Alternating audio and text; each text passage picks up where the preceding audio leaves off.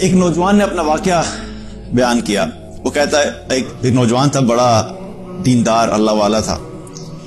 تو کہتا ہے کہ میں ایک دفعہ بازار نکلا کچھ کام کے لیے, مارکیٹ سے کچھ چیزیں لینے کے لیے.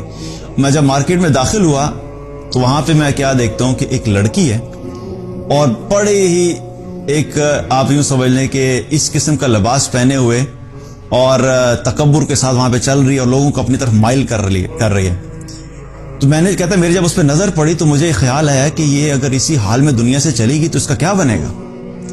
تو کہتا میں نے سوچا کہ میں جا کے بات کرتا ہوں. کہتا میں نے ہمت کی اور ہمت کر کے جا کے میں نے اس سے بات کی اور میں نے جا کے کہا کہ سسٹر بات سنیے, آپ یہ جس حلیے میں پھر رہی ہیں آپ سوچئے کہ اگر اسی حال میں ملک الموت آ گئے تو آپ اللہ کے سامنے کیا منہ لے کے جائیں گی. اب بات اس نے کی, ظاہر اپنے اس کے ذہن میں تھا کہ میں بات کروں گا, ہو سکتا ہے میرے بات کرنے کی وجہ سے احساس پیدا ہو جائے, کیونکہ بہت سی ایسی دفعہ ہوتا ہے کہ ایمان والے جب ایمان والوں کو یاد دہانی کراتے ہیں تو اللہ سبحانہ تعالیٰ کی طرف لوگوں کا رجحان بھی ہو جاتا ہے. تو کہتے جب میں نے بات کی تو میں نے سوچا شاید اللہ تعالیٰ دل میں ڈال دے. تو میری بات سنتے ہی اس لڑکی نے میری طرف دیکھا, مجھے کہتی ہے تمہارے پاس موبائل ہے؟ اس نے کہا جی ہے. کہتا اپنا موبائل نکالو اور اپنے رب کو کال ملاؤ اور اس کو کہو کہ بھیج دے ملک الموت کو. وہ لڑکا کہتا ہے کہ میں نے جب یہ بات سنی تو میرا جسم کانپ گیا اور مجھ پہ ایسا خوف طاری ہوا کہ یہ نہ ہو کہ ابھی زمین پھٹے اور اس کے ساتھ میں بھی یہاں پہ دھنس جاؤں. اور یاد رکھیے کہ جو شخص اللہ کو جانتا ہے, اللہ کے دین کو جانتا ہے, جس نے قرآن پڑھا ہوا ہے, جو اللہ کی عظمت کو جانتا ہے, اللہ کے غضب کو جانتا ہے, اللہ کے غصے کو جانتا ہے, اللہ کی طاقت کو جانتا ہے, تو جو جاننے والا ہوتا ہے نا اس کے لیے بہت بڑی بات ہوتی ہے. اور جس شخص نے یہ پڑھا ہو کہ جتنی قوموں نے بھی تکبر کیا, جتنے لوگوں نے بھی اللہ کو للکارا, جتنے لوگوں نے بھی اللہ کی نافرمانی کر کے اللہ ہی کو چیلنج کیا, ان کا کیا حال ہوا.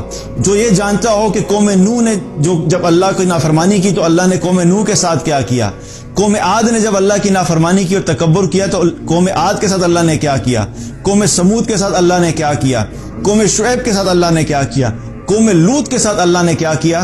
جو اللہ اتنا طاقتور ہے کہ اتنی بڑی بڑی قوموں کو, اتنے بڑے بڑے جائنٹ جیسے جو انسان دنیا پہ آئے ان کو ہواؤں سے اڑا دیا, کسی کو پتھروں سے اڑا دیا, کسی کو فرشتے کی چیخ سے اڑا دیا. تو جو اللہ اتنا طاقتور اور اتنی بڑی بڑی قوموں کو ختم کر سکتا ہے, وہ ایک لڑکی یا ایک انسان جب اللہ کو للکارے گا تو اللہ سبحانہ تعالیٰ نہیں کر سکتا کیا؟ تو کہتے ہیں کہ میں وہاں سے بھاگا, مجھے خوف ایسا طاری ہوا کہ میں آگے چلا گیا. میں نے کہا میں چھوڑ دیا. میں تھوڑا سا آگے گیا تو اپنے کام سے مارکیٹ کے کنارے پہ پہنچا. اتنے میں کیا دیکھتا ہوں کہ پیچھے سے چیخو پکار کی آواز آ رہی اور لوگ رو رہے. میں واپس جب آیا میں نے دیکھا پتہ نہیں کیا انسیڈنٹ پیش آیا. کہتا جب میں واپس آ کے پہنچا تو کیا دیکھتا ہوں کہ وہ لڑکی اسی جگہ پر مری پڑی ہے جہاں پہ اس نے یہ کہا تھا کہ بھیجو ملک الموت. اللہ اکبر کبیر. کہتا جب میں نے اس کو اس حال میں دیکھا تو میں وہاں سے پھر رک نہیں سکا اور پھر میں وہاں سے بھاگا.